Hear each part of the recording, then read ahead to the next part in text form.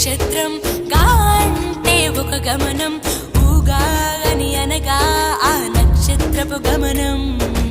ఊగాది అనగా నక్షత్ర గమనాన్ని లెక్క కట్టడం ప్రారంభించిన రోజు అని అర్థం. తెలుగు జాతికిది శ్రీకారం, ఇదే కొత్త మన సంవత్సరం.